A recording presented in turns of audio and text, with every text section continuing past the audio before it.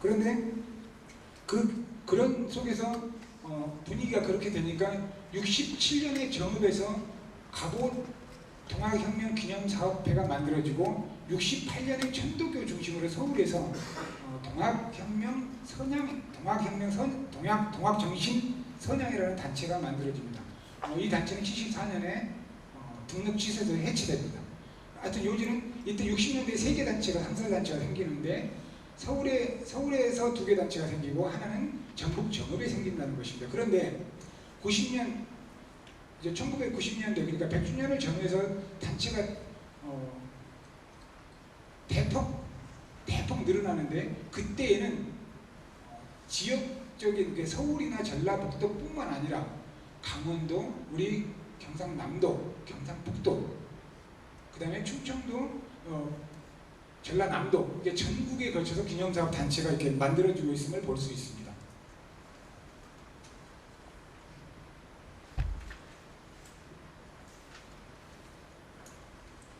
그래서 기념사업 단체와 그 다음에 기념시설물 건립 설치 현황을 통해서 공통적으로 눈에 들어진 것이 뭐냐면 60년대에 단체가 만들어지는 것, 그리고 동학농민혁명 100주년을 전후해서 단체가 많이 창립된다는 것, 기념시설물도 꼭 그와 같은 패턴을 보입니다. 그 전에 유린에 의해서 세워진 기념사업이 세워지다가 또 끊겼다가 90년대 100주년을 전후해서 사업 기념시설물이 본격적으로 만들어지는 것과 그 다음에 기념사업 단체가 60년대 잠시 서울에서 2개가 생기고 정읍에서 1개가 생기다가 90년대로 들어서 전국적인 양상을 띠고 기념사업 단체가 만들어지는 것과 같이 기념시설물 건립 설치도 1990년 100주년을 전후해서 전국적인 양상을 띠고 있다는 것, 그리고 그때 본격적으로 기념시설물들이 많이 건립이 된다는 것을 알 수 있습니다. 다음 기념사업의 내용을 살펴보면 그렇게 단체들이 활동을 하면서 크게, 좀 거칩니다만 크게 구분을 해볼 수 있는 게 뭐냐면 100주년을 정해서, 그러니까 1980년 후반기와 이전과 이후를 나눠볼 수 있는데, 이전에는 대개 기념사업이 대부분 기념시설물, 그 중에서 기념비 건립한다든가 기념탑을 건립한다든가 이런 것에 국한되어 있습니다. 기념시설물 건립 설치에 국한되어 있다고 보면 크게 달라지지 않습니다. 물론 여기서는 학술연구는 지금 제껴 놓고 말씀을 드리는 겁니다. 기념시설물 건립 설치가 기념비를 중심으로 한 시설물 건립 설치가 중심으로 이루어지던 게 100주년을 전후해서 민간 단체들이 창립되면서 기념사업 내용이 전변됩니다. 예를 들면 각 지역 특수성에 맞는 문화행사가 이루어진다든가 연극 작품이 만들어진다든가, 우리 상주에서도 94년 100주년 상주 동학농민혁명 100주년 기념사업회가 만들어서 첫 번째 했던 사업이 궁금을를 연극이었습니다. 우리 강효일 선생님께서 그때 하셨던 연극, 그 다음에 자료 전시회를 2달에 걸쳐서 그 뒤에 상주 문화예술회관에서 이렇게 전시를 하고 창립대회를 하고 이런 과정이었는데, 말하자면 그 전에는 그런 기념비 설치나 기념탑 건립 위에 있는 다른 기념사업이 없었는데, 이후에 100주년을 전후해서는 그 기념사업의 내용이 굉장히 다양해진다는 것을 알 수 있습니다. 83쪽입니다. 경북 지역, 그러면 유적지와 기념시설의 현황은 어떻게 되는 걸 한번 살펴보겠습니다. 우선 경북 지역의 동학과 농민혁명의 주요 맥락을 살펴보면 크게 3가지 맥락을 잡을 수 있습니다. 첫 번째 맥락은 1860년 수원체제에 의한 동학 창도와 탄압, 그리고 최재우 선생이 순교하고 난 다음에 해골 최시영 선생이 이제 우리 경북 북부 지역, 그 다음에 강원도 지역으로 이렇게 응거하면서 이렇게 포교 활동을 한 맥락, 그 과정에서 71년 일필제 영해봉기, 이런 맥락들이 큰 첫 번째 맥락으로 잡을 수 있을 것 같습니다. 여기에 포함될 수 있는 맥락은 이제 우리 상주로 이렇게 강원도와 그 다음에 소백산 자락에서 포교 활동을 하던 해월 최시영 선생이 아까도 말씀드렸듯이 1800 1880년대로 넘어오면서, 그러니까 일명 개항, 76년 개항 이후에 말하자면 민중들의 그런 반일 정서가 고양되고 임진왜란 300주기 그 어간에 1892년에 말하자면 이쪽에 상주 쪽으로 이렇게 해월스명이 내려오시죠. 그래가지고 거기에 응거를 하면서 교조 시민운동을 이곳 상주에서 자리하고 있으면서 말하자면 지도하게 됩니다. 그 맥락이 하나고, 두 번째 맥락은 이제 1894년 봄부터 9월 18일 대동원령을 내려서 이제 일본군과 광군과 이렇게 맞서 싸웠다는 그때와 맥락이 연결되는 부분입니다. 그리고 세 번째 맥락은 다른 지역에서 보기 좀 어려운 일제 침략과 관련된 부분입니다. 예를 들면 청일전쟁 도발을 위해서 일본군이 농민군 전주성 함락 이후 청나라가 들어오니까 일본군이 바로 이 부산으로부터 우리 상주를 거쳐서 낙동강 병창부를 설치해서 서울로 이렇게 연결해 나가는데, 이 병창부와 관련된 상주 농민군이 말하자면 전투를 벌이죠. 근데 이런 건 다른 지역에서 보기 힘든 것입니다. 이런 부분들을 좀 활용을 적극적으로 해 나갔으면 하는 생각이, 이렇게 세 번째 맥락이 그렇게 잡을 수 있습니다.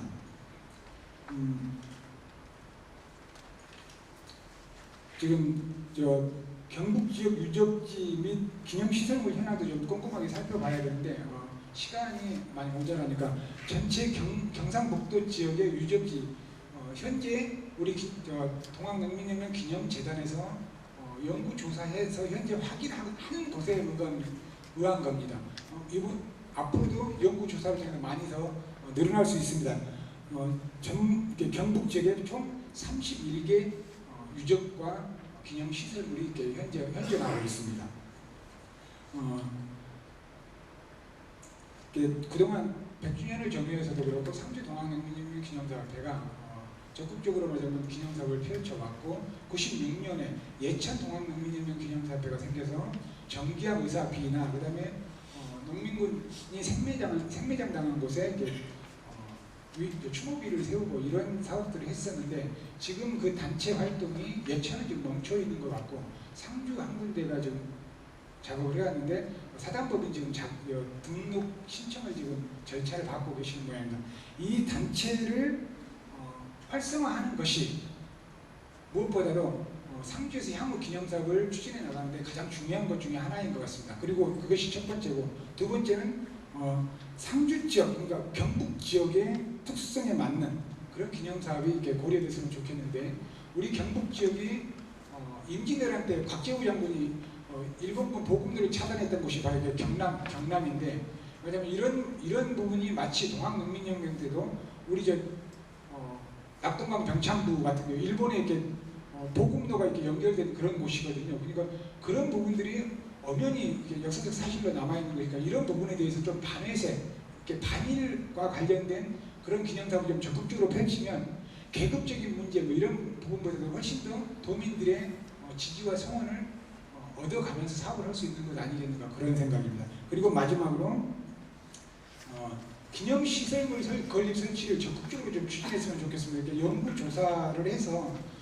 유적지를 더 많이 확인하고 거기에 따른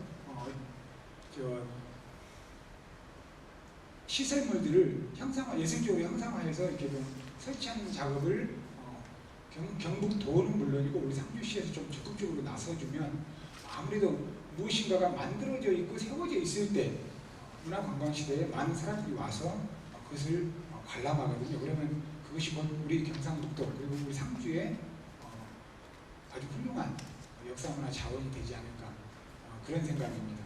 또 좀 체계적으로 차분하게 발표를 잘 못했습니다. 이것으로 발표를 마치겠습니다. 네, 감사합니다.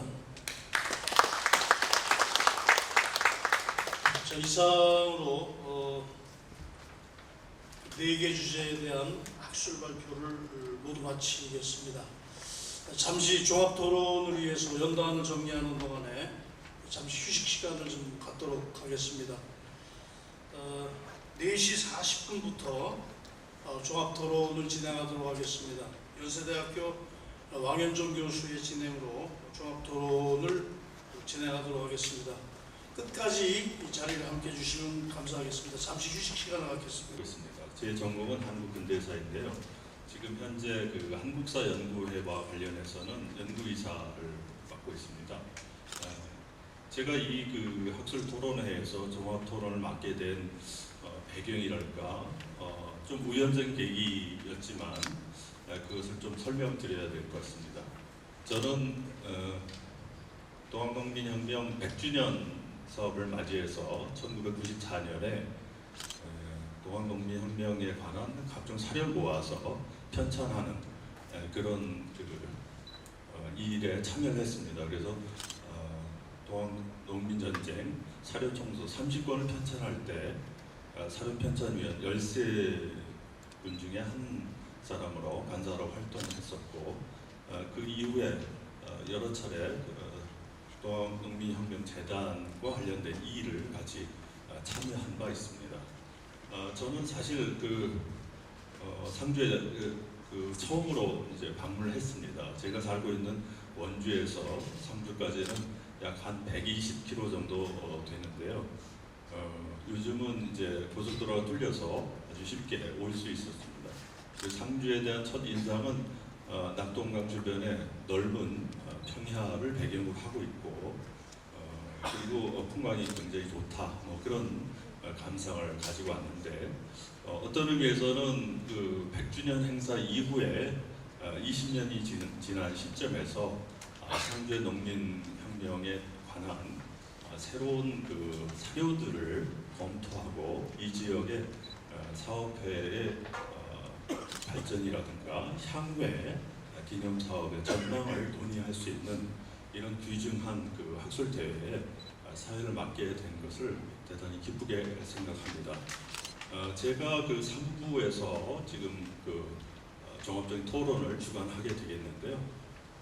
시간이 그렇게 많지 않은 관계로 해서 실제 할애된 시간이 1시간 20분 정도밖에 되지 않습니다. 그리고 네 분의 발표가 진행되었기 때문에 지금으로부터 약정 토론을 각각 그 주제별로 한 10분씩 진행을 해야 될 것 같습니다. 그 10분에는 그 토론자분의 그 약정 질의와 더불어서 답변을 포함한 것이 되겠고요. 그렇게 네 분의 그 질의와 토론을 듣고 나서 청중에게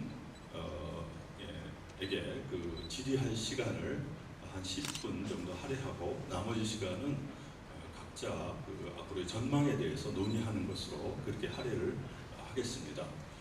그러면 그 각각의 주제 발표에 대한 요약은 약정 토론자분의 서두에서 조금 제시되어 있기 때문에 바로 각 주제별로 약정 토론에 넘어가기로 하겠습니다.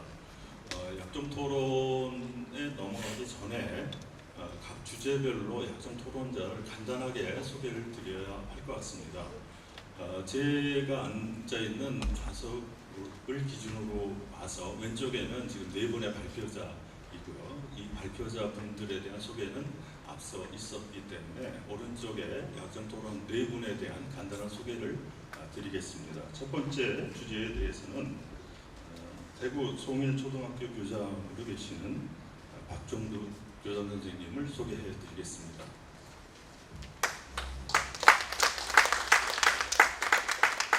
두 번째 발표에 대해서는 안동대에 계시는 정진영 교수님입니다. 세 번째 발표에 대해서는 대경대에 계시는 권대웅 교수입니다.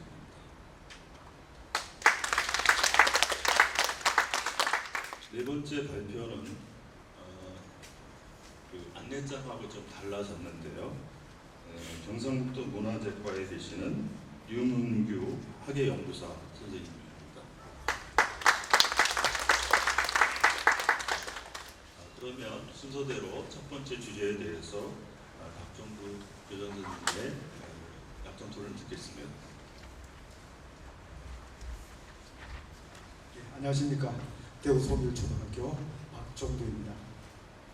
제가 동학농민혁명사에 그 한 예천 지역의 한 사료를 제공하고 그 외에는 동학농민사회에 별로 기여한 일이 없는데도 이렇게 토론자로 참석해 주셔서 동학농민 혁명 기념재단 관계자분들께 먼저 감사 인사를 드리겠습니다.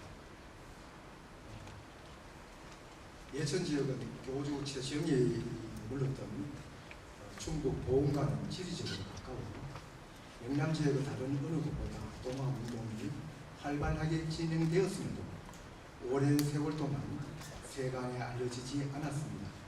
다행히 신영무 교수께서 이 분야에 여러 차례에 걸쳐 연구를 해오신 덕분에 세상에 알려지게 되었습니다. 토론자는 평소 주변의 역사적인 사건에 대해서 전공인 교육 분야보다도 더 관심을 가져 공부하여 왔습니다. 더구나 조상이 옛적에 그 지역에 대대로 살아왔고 가보 동학 당시에는 직접 그 활동에 참여한 예천의 동학사에는 별다른 관심을 가져왔습니다. 발표문을 쓰신 신 교수께서 머름마루 상당한 부분을 할애하여 사료 수집의 과정의 노고와 논문 정리의 어려움을 밝혔습니다. 토론자는 그 전 교수님의 논문을 접하였을 때 논문 정리의 고충을 짐작하였습니다. 교수님이 수집한 여러 사료 중 그 근간이 되는 가보 책사록은 당시 간접적으로 접한 자료를 중심으로 기술되었고 더구나 기록자인 만재원은 동학농민군을 척결하는 가나와 향리 쪽인 보수 직강서의 입장에서 기록한 것이니만큼 상부 감청인 감형이나 조정으로부터 각 사안마다 과실을 따져 책임을 져야 하는 처지에 있었습니다. 따라서 사실 기록에 많은 제약이 있었습니다. 그래도 기록을 남기는 사료인 같이 무시할 수도 없어서 예천 동학사를 연구하고 정리하면서도 많은 의문점을 가졌으리라 짐작됩니다. 늦게나마 당시 이 지역 동학의 한 적주로 있으면서 특히 예천 동학사에서 많은 논란이 되고 있는 화지 집회에서 가장 중심되는 모사대장의 역할을 맡은 학초 박학래의 학초전 자료는 예천 동학사를 좀 더 정확하고 구체적으로 살펴보는 계기가 되었습니다.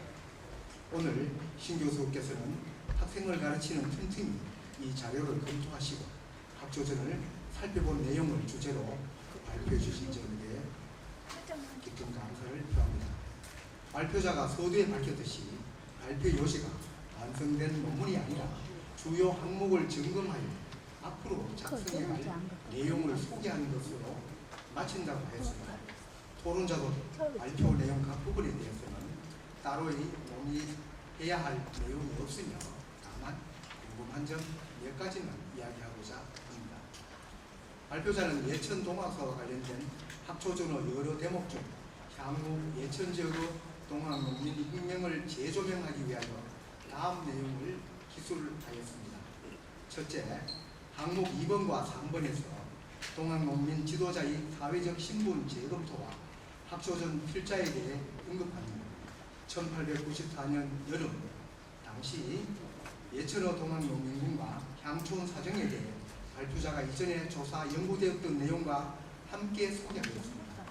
발표자는 그 부분에서 당시 예천 지역의 동학 지도자의 신분을 파악하여 분류했는데 대부분 지도자들 신분이 일반 사람들이 생각하는 이상 양반 계급이었고 양반 신분이 아닌 사람도 나름의 자질을 갖추었다고 했습니다.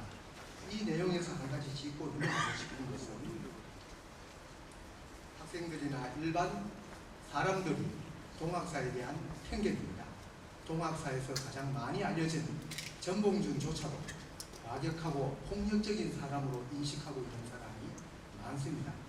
지식인으로 알고 있는 사람은 그리 흔하지 않습니다.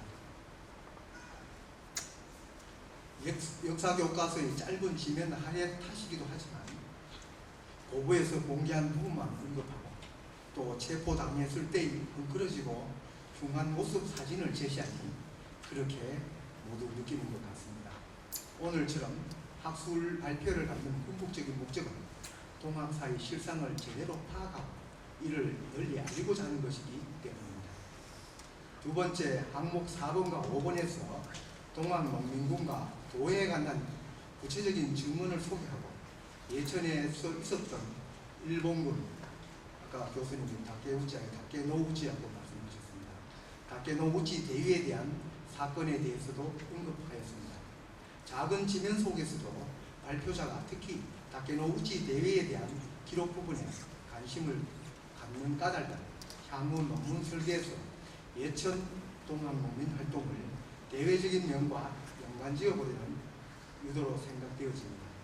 학초전에 기록된 이 부분은 발표자가 언급하였듯이 비록 전해들은 이야기를 기술하였지만 비교적 상세한 내용입니다. 그러나 지금까지 알려진 것과는 배치된 내용입니다. 토론자는 이 부분에 대해서 의문을 품고 여러 자료들을 살펴보았지만 시원스러운 자료를 얻지 못하였습니다. 이 대목을 보신 지금 발표자의 견해를 듣고 싶습니다. 세 번째, 6번 항목에서 학초전에 기록된 내용 중 서정자 전투 관련 기록이 5면이 넘는 분량으로 소개하였습니다. 예천 동학사에서 이 화지 대도회의 소식과 전개 그리고 결말에 이르는 부분이 가장 첨예한 부분이라고 생각합니다.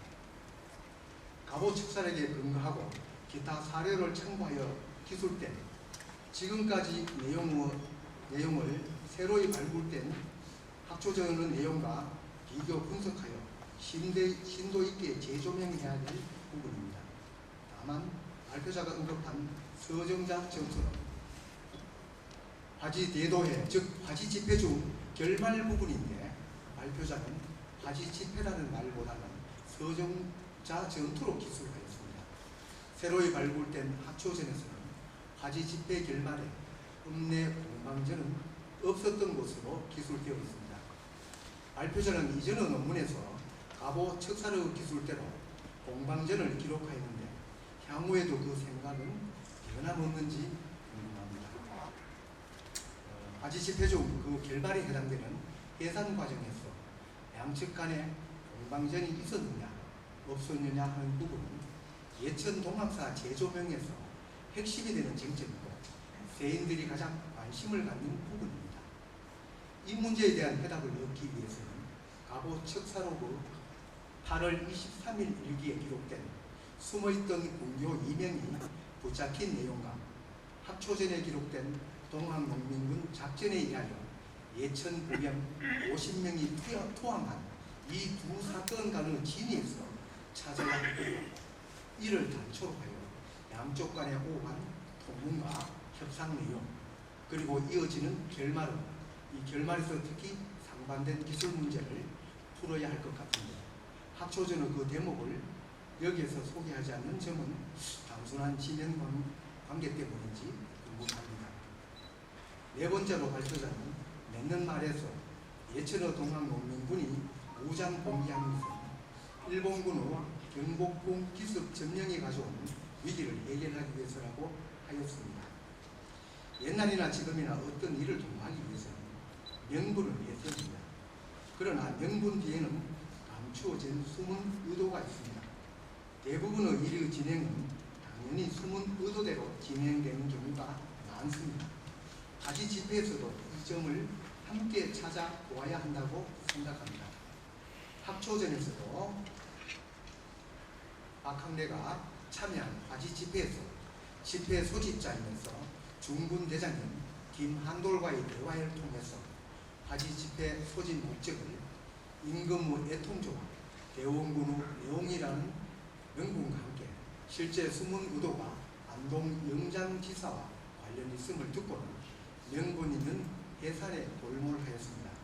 결말도 그렇게 진행되었다고 기록하고 있습니다.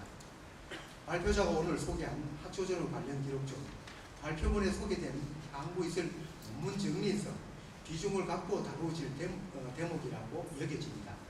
혹시 발표자가 별 의미 없이 학초전의 여러 자료 중에서 눈에 띄는 건 몇 가지 대목을 소개한 것을 토론자가 필요 이상의 의미를 두고 있는지는 모르겠습니다. 토론자는 오늘 거론된 학초전의 해를 만드는 과정에서 평소 관심을 가졌던 예천 동학사의 부분을 발견하고는 학부심을 못 이겨 2011년 10월에 학초전을 통해 본 예천 동학사의 재조명이라는 논문을 관계기관에만 내놓은 일이 있습니다. 그 원고는 비록 잘 보이지만 토론자가 내놓은 학초전의 기록에 치우치지 않고 객관성을 유지하려고 노력하였습니다. 향후에도 비록 이 논문 작성의 순서는 바뀌었지만 혹시 이 부분에 변함은 없는지 검토하기 위해서 예천 동학 농민 혁명사에 대한 고 척사록과 학초전의 기록 비교라는 대조표를 작성해 보았습니다. 자료입니다.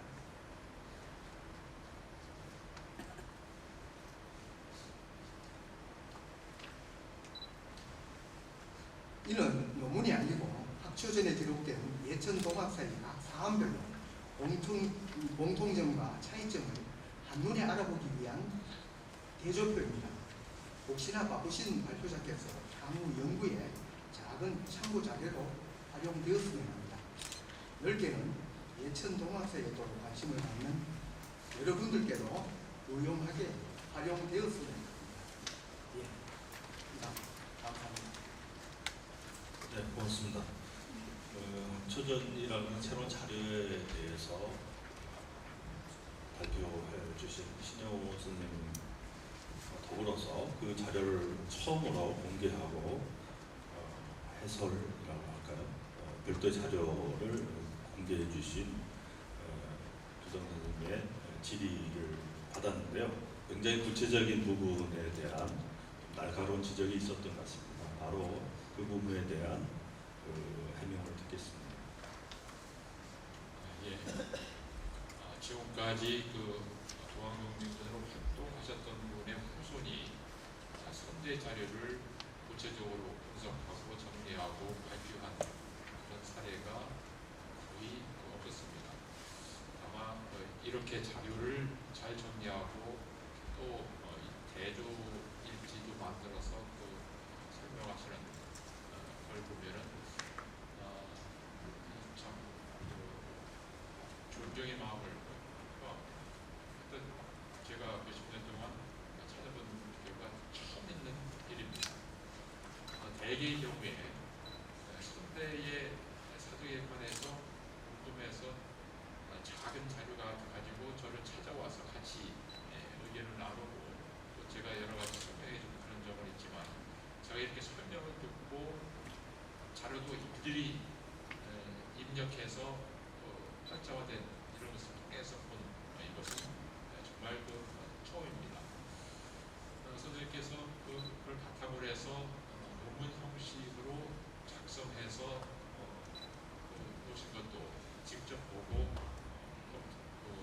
공부를 했는데 그 내용 중에서 아까도 말씀드렸지만 구체적인 그런 내용들이 새롭게 생각할 것들이 많습니다. 이를테면 용어 문제입니다. 여기에 학초 박학래를 오사대장으로 스스로 기록하면서 나오는데 이건 처음 있는 일입니다.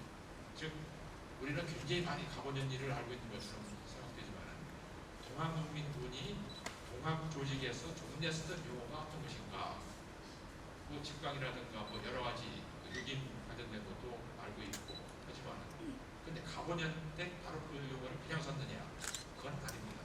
새로운 그런 용어가 많이 나오는데 유격자도 나오고 노량조각 나오고 또 여러 선봉장 나오고 그런 용어가 있는데 여기는 오사대장 이렇게 나오지요. 또 여러 이름이 나옵니다. 그런데 상당수 이런 내용을 제외한 집광수에서 쓴 진압 기록에 통합됩니다. 그래서 이것은 같이 사실로 이렇게 봐야 될 것이 아니냐 이렇게 생각이 되죠. 그런데 여기서 이제 하나하나 그러신 것을 설명하려면 시간이 없는데 아주 깁니다. 그래서 몇 가지 외에는 제가 논문을 쓸 때 거기서 다 하나하나 확인해서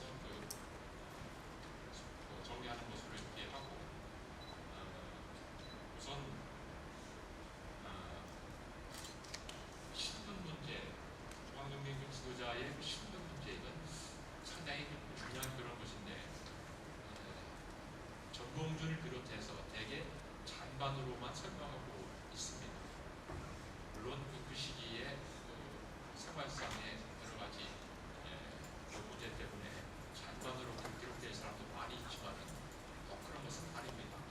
김천 같은 경우에 보면은 대지주의 구성원, 당시 그 진도 참나무에서 아주 큰 부자에 속한 그런 사람이 그 지역 지도자로서 참여한 그런 것이 보입니다. 그래서 아주 간단한 그 가보년에 있었던 일이 단순하게 설명하는 그런 것들은 간단한 것이 아니다. 왜? 수천 명씩 나와서 활동을 하고 수백 명씩, 수천 명씩 이끌었던 그 지도자들이 있는데 이들을 아주 단순하게 이렇게 볼 수는 없다 하는 겁니다. 그래서 이 학조집에서 그런 것이 드러나는 사례가 되고, 그렇다고 해서 그 시기에 양반 지배층 또는 지주전화 간의 그런 문제, 또 당시에 가장 중요했던 민씨 권쪽들에 대한 백성들의 항거 이런 것을 제외하고 요 내용, 작은 내용, 지역적인 그런 내용만 갖고서 설명이 되느냐, 그건 또 아니다 하는 얘기입니다. 그래서 바로 종합해서 이 시기에 여러 가지 문제를 봐야 되는데 학조집은 그런 것을 아주 중요한 사례로서 하나 보여주는 것이다, 이렇게 설명을 할 수가 있습니다. 또 학조집에서 나오는 그 구체적인 그 설명, 도회에서 어떤 일이 있었다, 굉장히 중요한 그런 일입니다. 수천 명이 여기서 모여 있었는데 거기서 뭘 했느냐? 동학의 대도수에서 남의 물건을 빼앗지 마라, 불법을 저지르지 마라, 세금을 제대로 내라, 여러 가지 그런 얘기가 나옵니다. 너무 문제가 많이 드러나게 되고 이렇게 돼서는 큰일 나겠다 생각하니까 사회를 정상적으로 운영해 가면서 시정할 것 시정하고 고치면 고쳐야 될 것이 아니냐, 이런 생각을 해서 지침을 내리게 되죠. 특히 예천에서는 화적질을 했던 사람을 적주가 붙잡아서 예천 관아에 보냅니다. 그래서 독을 등에다 메고 치면서 독을 보이게 하는 그런 일이 있는데, 똑같은 일을 학초가 마을 단위에서 하게 됩니다. 함부로 남의 물건을 빼앗거나 하면은 왜 가서 그러냐 해서 야단쳐가지고 그걸 원상복구하는 거죠. 바로 이제 그런 것이 이 동학 지도자가 했던 그런 일인데 여기에 그런 시간이 나오게 되죠. 자, 그리고 화지도회와 서정자 전투, 어떻게 써야 될지 모르겠습니다. 서정자 전투는 여기 계신 윤영 선생님께서 집안에서 전해지는 그런 얘기가 서정자에서 전투를 벌였다, 또는 불머리에서 전투를 벌였다, 또 여러분들이 그렇게 정을 해줘서 그렇게 썼는데, 외지 다른 지역의 사람들이 볼 때는 서정자가 뭔지, 그게 중요한 건지 그걸 잘 모를 수가 있습니다. 그래서 그 예천 전투라고 해야 될지 모르겠는데, 예천 화지에서 온 사람들이 예천에 들어가다 전투를 벌이고, 또 금당시에서 온 사람이 커다란 그 시내가에서 전투를 벌이고 그렇게 했는데, 이거를 둘을 묶어서 하나로 예천 전투를 해야 될지 아니면은 따로따로 얘기를 해야 될지 모르겠습니다. 근데 그것은 구체적으로 있는 그런 것이고, 예천 관아에서 정부에 보낸 보고서에 그것이 다 나옵니다. 동학 농민군은 4,5천 명이 그렇게 해서 나오게 숫자가 나옵니다. 그리고 읍내에서 이걸 막아냈던 우병이 1,500명 정도 됩니다. 당시 인구로 봐서는 굉장히 많은 그런 사람들이 한적해서 전투를 벌인 것이죠. 바로 이제 그러한 것이 이 학초집에서는 구체적으로 잘 안 나옵니다. 그런데 전투 벌였을 때 학초, 학학내가 실제로 경험했던 그런 내용을 여러 사람들이 무슨 일이었나, 몇천 명이 한 번에 가서 일이 벌어지는 것이 아니라 바로 개개인이 실제로 경험했던 것이 뭔가 하는 것이 거기에 나와서 보완이 되는 그런 자료가 됩니다. 바로 이제 이러한 것들이 학초집이 갖고 있는 중요한 그런 자료의 성격이다, 이렇게 생각이 되고, 주변 안동이라든가 의성이라든가 문경이라든가 상주라든가 이 일대 상황을 부분 소개하는 것, 이건 다른 자료하고 일치가 됩니다. 그래서 이걸 분석할수록 새롭게 예천의 동학농민혁명사를 반대 입장에서 재구성할 수 있게 됐다, 이렇게 말씀을 드릴 수가 있습니다. 토론자께서 제기하신 문제는 4가지 정도였는데 그 중에서 전반적인 말씀을 해주시면서 특히 여기서 거론된 그 화지 대도회하고 서정자 전투의 관계를 토론자께서는 이제 명확하게 그 자료에 입각해서 한쪽을 강조해야 되지 않겠는가 그런 말씀하셨고, 발표자께서는 여러 사료와 같이 종합적으로 해석해야 된다 그런 말씀을 하시는 것 같습니다. 토론해 주신 그 교장 선생님의 추가 좀 언급을 좀 해주시면 좋을 것 같은데, 앞으로 이 자료를 더 어떻게 활용했으면 좋겠다 한두 마디 말씀해 주시죠. 네. 앞으로 교수님께서 아마 예천 동학사 부분은 교수님께서 논문을 발표하실 것 같습니다. 다만 그 발표될 때 나름대로 또 발표 과정에서 같이 자세한 내용은 서로 궁금한 점을 서로 묻고 오는 쪽으로 하겠습니다. 다만 아까 교수님께서 그 화지 집회, 이건 교수님께서도 굉장히 중요한 부분이라고 하는데 이 부분을 갑자기 예전에 돼 있던 것을 새롭게 합쳐지기 위해서 그 반대로 여기 기술되어 있기 때문에 교수님이 한번에 집약하기는 좀 어렵다는 걸 느끼겠습니다. 저도 이 때문에 그 당시 화지 집회 그 나오는 형태라든지 모든 것들을 객관적인 입장에서 살펴봤는데 처음에는 저도 믿지를 않았습니다. 왜냐하면 그 지금까지 밝혀진 내용에 너무 이미 골격이 잡혀 있었기 때문에 제 머릿속에 각인되어 있었기 때문에, 그런데 이 자료를 하나하나 계속 검토해 보니까 여기서 별로 오류는 별로 없다. 다만 학조전에는 본인이 기록한 것 외에는 듣거나 이런 내용보다는 확실한 내용 외에는 별로 기록을 하지 않아서 기록의 폭은 정해져 있습니다. 아마 그 점을 보고 발표하신 그 신 교수님께서 마지막에 아쉬운 점을 얘기 드렸습니다. 지금 뭐 얘기 드려도 신 교수님이 거기에 대한 답은 본인도 내기 어렵다고 저도 굉장히 궁금하게 생각되는 부분입니다. 네, 고맙습니다. 조금 더 전체적으로 말씀을 하실 부분은 마지막 부분에 다시 한번 질의와 응답을 하는 것으로 하겠습니다. 그러면 두 번째 발표로 넘어가겠습니다. 이병규 선생의 김산의 소모 사실을 중심으로 한 그런 내용에 대해서 정진영 교수님의 토론이 있겠습니다. 예, 정진영입니다.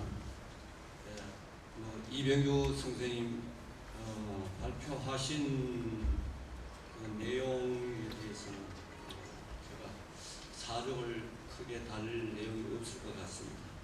그리고 토론문을 이 발표문 뒤에 또 이 첨부를 했기 때문에 이걸 정확하게 다 언급할 필요도 없을 것 같습니다. 다만 오늘 앞에 합초전도 그렇고 뒤에 의흥 관련 그 자료도 그렇고 그런 어떤 자료와 또 결부돼서 이 부분 금산 지역의 소모 사실도 어떻게 보면 좋을까 하는 그 의견을 제시하는 정도로 이렇게 토론을 할까 합니다. 예, 우리가 자료라는 것은 뭐 달러 역시 중요하고 또 소중한 것이지만 그러나 자료가 모든 것을 다 이 서술에 낼 수는 없습니다. 그래서 자료에만 너무 급급하다면 급하고 거기에만 시각을 집중시키면 볼 수 있는 내용은 그렇게 많지 않습니다. 그리고 오늘 이병우 선생님 앞에서 누차 이 다른 분으로 발표가 예정되어 있었는데 갑자기 바뀌고 이런 과정 속에서 제대로 참저 검토해 볼 시간이 부족했던 그런 측면이 있었습니다. 아마 이런 부분들은 발표자께서도 잘 아실 거고 앞으로 보완될 것 같습니다. 그래서 우리가 이왕 보완될 때 앞으로 이 자료에 나열되어 있고 등장하는 부분만이 아니라 그 뒷면에 숨겨진 사실, 또 본 무대에는 등장하지 않았지만 역사의 이면에서 활동했던 그런 존재와 모습들이 함께 조명이 되면 좋지 않겠나 이렇게 봅니다. 우리가 이 경상도, 이 상주, 예천, 군위 이런 이 지역은 양반들이 곳곳마다 골마다 세거하는 그런 지역입니다. 예, 그랬을 때 그 양반들의 움직임은 어땠을까? 이랬을 때 이 양반들은 앞에서도 이야기를 하셨습니다만 반동학군의 역할만 이렇게 주로 부각이 되어 있습니다. 저는 양반들이 동학군에 관심이 많았고 그들이 지향하는 바가 바하고 동학농민혁명 시에 영남의 이 양반들이 누림들이 지향하는 바하고 크게 다르지 않았다고 생각합니다. 그러나 그런 문제에서 결국은 계급 간의 문제를 극복하지 못하고 또 동학농민군들이 정부군에 의해서 혹은 외세에 의해서 압살당하니 이제 그러한 적극적으로 자기 참여를 보다 구체화시키지 못했다는 그런 생각을 늘 가지고 있습니다. 그래서 앞으로 이 논문을 쓸 때 그런 어떤 지역의 유림들의 동향, 그다음 또 그 유림들이 또 가지기에 반대하당 성격을 가지고 있으니까 민시 접촉 세력들, 개화파 정권들은 영남의 유림들을 어떻게 보고 그들을 어떻게 주시하고 있었는지 이런 것들을 함께 결부해서 우리 농민혁명을 서술한다면 보다 좀 체계적이고 더 스케일이 큰 그런 어떤 역사상을 그려낼 수 있지 않을까 이렇게 생각합니다. 여기는 당연히 대원군의 움직임도 큰 역할을 하고 있었다 하는 것을 이렇게 좀 적어놨습니다. 이런 점을 앞으로 오늘 이병규 선생님도 마지막으로 다른 분들도 함께 좀 고민을 해봤으면 어떻게 했느냐 하는 제2의 말씀을 이렇게 드리도록 합니다. 이상입니다. 네. 토론문의 내용은 상당히 이제 날카로운 필체가 있는데 말로는 너그럽게 이렇게 제언으로 말씀을 하셨습니다. 발표자가 어떻게 생각하고 있는지 답변을 듣겠습니다. 네. 제가 선생님의 토론의 반론을 제기할 일은 있습니다. 선생님께서 보완하고 앞으로 이 내용을 어떻게 하면 좀 더 깊이 연구가 될 것인가 하는 그런 부분들을 조언해 주시고 또 방향을 제시해 주신 것이라고 생각합니다. 그래서 우선 이제 제가 생각할 때 저에게는 좀 어려운 작업이었지만 저에게 좋은 기회가 된다고 생각하고 이 경상도 지역 나가서는 경상도 지역 그동안에서는 전라도나 다른 곳들을 중심으로 하는데 새로운 관점에서 좀 보고 폭넓은 관점에서 인식을 가질 수 있도록 하는 기회가 되지 않을까 그런 생각이 듭니다. 그래서 우선 이제 앞으로 이 소모사실이라고 하는 새로운 사료관을 듣고 세상에 알려지게 됐는데 이 자료를 우선 이 소모사실 자체에 대한 분석을 우선적으로 좀 해야 될 것 같습니다. 그 자료에 나오는 구체적인 내용들이 지금 사실 제가 깊이 있게 분석하지 못하고 또 내용을 파악하지 못하는 점들이 있었던 것 같습니다. 그런 부분들을 좀 더 다시 한번 연구를 좀 더 해봐야 될 것 같고 그리고 방금 선생님께서 말씀하신 그런 김천 소모형 이러한 관점이 아니라 김천과 이와 관련된 소모형과 관련된 여러 주체들이 있다고 생각합니다. 유생, 안근, 향리, 부상 이런 다양한 관점들이 있고 다양한 입장들이 1894년이라는 시간 속에서 표출이 되고 그것이 동학이라는 커다란 입장으로 연결될 수 있다 생각이 드는데 그런 부분들을 깊이 있게 보기 위해서 새로운 연구가 될 수 있도록 동학에 도움이 될 수 있도록 그렇게 하겠다 하는 말씀으로 답변을 진행하도록 하겠습니다. 고맙습니다. 동학농민혁명 연구에서도 마찬가지고 다른 근대사 연구에서도 지역의 사정을 구체적으로 알지 않으면 개별 사료를 해석하는 방법을 찾기가 어렵습니다. 예컨대 집안의 가계라든지 통원권이라든지 유대관계 이런 것들을 정확히 알아야 된다는 측면에서 새로운 사료를 발견하고 발굴했을 때 지역에 대한 기본적인 조사가 있어야 될 것 같습니다. 또 정진영 선생님이 지금 그 5번 항목에서 지적하신 것처럼 1894년 8월이나 9월경에 중앙정부의 동향, 예컨대 갑오정권이나 대원군의 동향, 또 뿐만 아니라 일본군의 대응 방식에 대해서 이 지역의 농민분들은 어떻게 이제 그 정세를 파악하고 있었고 대응하고 있었는가라고 하는 것을 설명하기 위해서는 지역 사례로서는 이제 그 부족하고 전반적인 중앙의 사료를 포함한 당대 사료에 대한 천착이 있어야 된다는 그런 지적이었던 것 같습니다. 앞으로 이제 이 그 소모사실을 더 활성화시켜서 좋은 논문을 쓸 때 참고되는 지적이었다고 생각합니다. 그러면 세 번째 발표의 주제로 넘어가겠습니다. 창계 실기를 통해 본 의인 지역의 그 농민군 활동과 보수 집강소의 그 활동인데요. 권대웅 교수님의 지를 듣겠습니다. 예, 대경단의 권대웅 교수입니다. 오늘 그 상부에서 의미 있는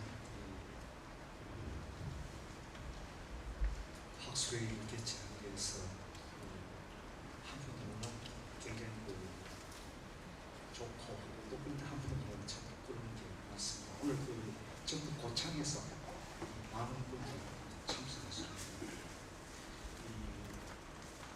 전북이라든가 전남의 그 동학에 대한 관심과 열성을 보여주는 것 같아서 저희 경남 지역에 있는 사람으로서 그런 상황입니다. 저는 그 독립운동사를 공부하고 있습니다. 오변 개몽운동 그리고 1910년대 국민의 독립운동. 그래서 이 독립운동사 연구 과정에서 동학과 관련된 문제를 공부하고 또 이 사료를 발굴하고 조사하는 과정에서 이 동학에 대해서 전문하고 있습니다. 이 사실 그 동학은 이 초창기에 그 경주에서 시작되어서 이 경상북도 북부 지역, 강원도 이런 이렇게 또 전문화 되었고 그것이 나중에 이제 전라도 지역으로 포교가 광범위하게 이루어졌는데 그런 측면에서 사실 이 동학은 경상도 동학이다 이렇게 볼 수가 있는데 제가 그 공부를 시작하기 초창기 70년대 후반기라든가 80년대 초에 저희 선생님들께서 이 경상도에서도 이 동학을 본격적으로 공부하고 연구해야 된다, 관심을 둬야 한다 이렇게 말씀을 하셨고 실제로 제가 그 당시에 모연구소에 있으면서 이 관심을 가지고 이 초창기의 그 동학을 조사하기 위해서 한 6개월 동안 쫓아다닌 바가 있습니다. 그래서 이 당시 그 경북 북부 지역, 특히 그 상주 지역에 와서 답사도 한 번 있었는데 그 당시 또 다른 일에 또 참여하다가 이 기회를 놓치고 말았습니다. 그래서 오늘 그 발표에 참석해가지고 이렇게 토론하게 된 데 대해서 제가 참 의미 있는 일이다 이렇게 생각을 합니다. 저는 이 공부하는 과정에서 2009년도에 이 경상도 유교지신의 동학농민군 인식과 대응이라는 주제로 논문을 발표한 바 있습니다. 그렇지만 사실 그 동학과 이 농민군에 대해서 체계적인 연구는 없었습니다. 그렇기 때문에 이 토론자로서 이 자격은 부족하다고 생각을 합니다. 그럼에도 불구하고 이 초청을 해주셔서 감사드리고 제 소견을 좀 말씀을 드리겠습니다. 오늘 그 김봉곤 선생님은 의흥유생 신석찬의 그 창계실기를 통해서 1894년 8월의 의흥지역에 들어온 동학농민군과 그에 대응하여 조직된 민보군의 조직과 운영 등에서 매우 그 세심하게 분석한 논문을 발표해 주셨습니다. 약간 그 건네드리겠습니다. 그래서 선생님은 창계실기를 통해서 의흥지역 보수직방소의 민보군의 실체를 정리하고 있습니다. 이것은 새로운 자료의 그 발굴이라 하는 측면과 민보군의 조직 과정이나 그 실체에 대한 최초의 그 접근이라 하는 관점에서 주목된다고 하겠습니다. 이런 관점에서 토론자로서 몇 가지 제 의견을 제시하고 설명을 하고자 합니다. 첫 번째 그 제목과 목차에 대해서 우선 말씀을 드리자면 창계실기와 경상도 의흥군이 7곡의 동학농민혁명 이렇게 하셨는데 사실 그 의흥군이 3곳이라고 하지만은 실제로는 그 의흥지역에 한정된다고 할 수가 있습니다. 그래서 제목을 조금 변경했으면 좋지 않을까. 왜냐하면 동학농민군이 들어와 활동했던 지역은 의흥지역이었고 군위와 7곡의 민보군이 의흥지역에 들어왔다고 하더라도 지원 세력에 불과했던 겁니다. 또 민보군의 조직 과정이나 활동에 대한 분석도 의흥지역에 국한되고 있기 때문입니다. 논점을 의흥지역에 맞추는 게 좋을 것 같습니다. 그래서 목차도 좀 더 변경하고 세분해서 목차도 다시 좀 만들어보는 게 좋지 않을까 하는 생각입니다. 두 번째 그 문제로서 창계실기를 분석할 때 신석찬에 대해서 좀 더 치밀하고 정밀하게 분석하고 동시에 민보군을 주도하고 있던 당시 그 보수 집권 세력으로서 유생들에 대한 분석, 그 다음에 그 성향을 조금 살펴봄으로 해서 의흥지역 민보군의 성격을 정리하면 좋지 않을까 생각을 합니다. 그래서 이 부분에 대해서 좀 더 정리가 필요할 것 같고요. 그 다음에 세 번째로 동학 조직이나 소모형으로서 문제인데 경북 서북부의 동학 조직은 북쪽에 속하는 5개의 포가 있고 그 중에 선산포에 의흥군이 7곡이 소속되어 있습니다. 이 동학 조직과 연계해서 의흥지역에 진출한 농민군을 이해할 필요가 있고요. 또 의흥군이 7곡은 임동 북보사 조현은 관할에 소속된 지역으로 민보군의 조직과 활동이 역시 그 연장선에서 파악되어야 할 필요가 있을 것 같습니다. 경북 서북부의 동학 조직과 농민군 진압 통계 조직인 소모영과의 관계 위에서 의흥지역의 농민군 조직과 민보군의 조직 활동을 유기적으로 설명하면 좋을 것 같습니다. 그 다음에 마지막으로 을미의변 이후 그 민보군 결성 그 을미의변이나 그 이후 민보군의 그 영향입니다. 농민군 진압 이후 정기의병인 을미의병기가 광개혁계의 그 민보군의 동향 그리고 1905년 전후의 민보군의 동향에 대해서도 좀 더 구체적으로 정리하는 것이 좋을 것 같습니다. 실제로 각처에서 보수 집권 세력이 정기의병인 을미의병기나 그 이후 후기의병에서 창의를 한답니다. 을미군 해산 이후 전개되는 광무농민운동에서 중앙정부가 정리하는 소위 하적토벌에 참여하는 경우가 적어 많았습니다. 예를 들 것 같으면 영양의원장 벽산김도현이 농민군 진압 과정에서 민복군을 조직하였고 을미의대 의병에서 창의할 때 민복군을 주축으로 하고 있습니다.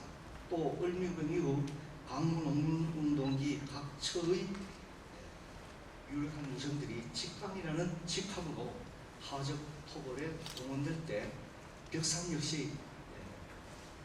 김도현 역시 오도직방으로 참여한 경우가 있었습니다. 그 외 청송의병진 같은 경우에도 청성군 박연단위의 민복군을 청송의진의 명군체제로 편성하고 동원한 경우도 있었습니다. 그 외 김상의진 같은 경우도 보면 지뢰 지역에서 의병을 진압하는데 나타나는 토비보방단이라는 조직이 있습니다. 이 토비보방단이 중심이 되어서 의병을 그 당시에 진압하고 나섰는데 역시 이 토비보방단은 민복군이 주축이었다 하는 겁니다. 그렇기 때문에 의흥적 민복군의 농민군 진압 이후 변방에 대한 검토가 좀 더 중점적으로 이루어져야 할 것 같다 생각합니다. 다른 지역에서 민복군에 참여했던 보수 유저들이 보여주고 있었던 의병 참여나 광무농민운동기 소위 하적토벌에 참여했던 경우가 있었던 것처럼 의흥 지역에도 그들의 동향을 좀 더 체계적으로 살펴봐야 하지 않을까 하는 생각입니다. 이상입니다. 선생님의 논문에 도움이 되었으면